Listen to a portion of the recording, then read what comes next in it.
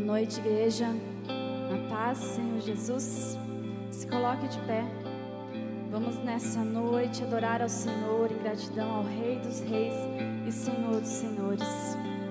Que você possa declarar que o nosso Deus é santo, que o nosso Deus é soberano e Ele está sentado sobre o trono.